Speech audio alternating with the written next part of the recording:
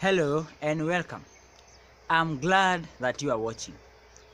In our last video, we saw how God leads us practically in the process of sanctification, giving thanks, praising, asking, and then He pours the desires into your heart. If you did not watch it, I would gladly recommend you to watch it. And because He is a great God, He is a mighty God, He may not always lead you in that way.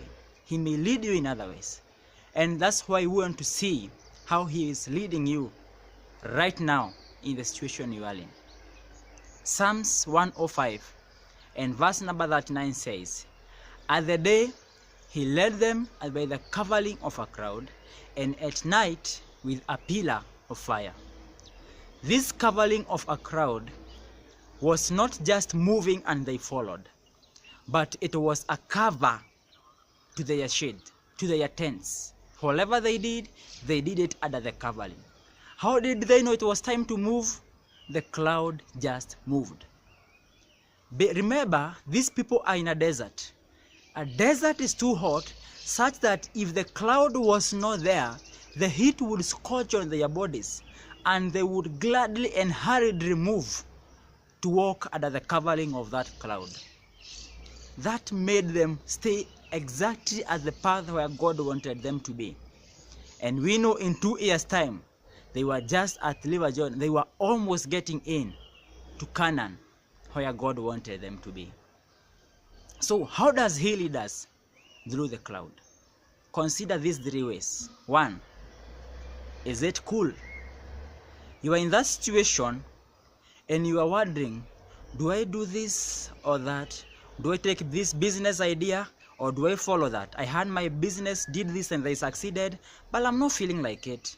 Or I have these many ideas, I don't know which one to choose. I have these guys to choose in marriage, I don't know which one is it. I don't have these situations and I'm not so sure what to do. Consider what is cool for you. Ezekiel 44 and verse number 18 says, God said to the priests that they would be clothed in linen because He did not want them to wear anything that produced sweat. In the place of the moment pressure, where you are very cool, where you are not struggling, in most cases and almost every case is exactly God's will for you. Remember, we say there is permissible and perfect will of God. We are in for the perfect will of God. So, is that idea you are choosing cool for you? Are you good in it? Is that how you are wired? Are you doing that because your friend did it? Am I because you are choosing it yourself? Consider what is cool for you. Just get to that line. Don't struggle. Do it freely, because that's why He gave you the talents. That's why He gave you the strength. That's why He gave you the abilities. We are not all the same. Do your part. 2, maybe I may think what is cool for me is going to play football. I can admit I'm not talented in that. But because I'm not struggling to play football and someone else is playing that football and getting money, I can choose to go to that. But I want to ask you, will what you choose to do count at the end of the story?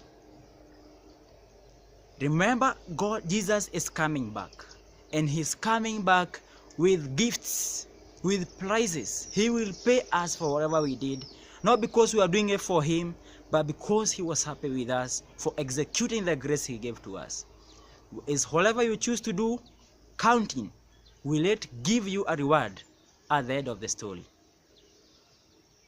If it's giving you a reward, consider this last option. Is that thing conforming to the word of God? You may choose what is cool for you as something that is directly contrary to God's guidance in the word. Please consider the word. Let it conform to the word of God, to the guidance that has been given to you by God. And when you do that, you'll be exactly in God's will for you. The cloud was an easy way for them to determine what is God's will for me. And even for you, your cloud will tell you what is God's will for me. Is it cool? Will it count? Does it conform to the word? Then do it. That is exactly God's will for you. Thank you very much for watching. Remember to subscribe. See you next time. Thank you.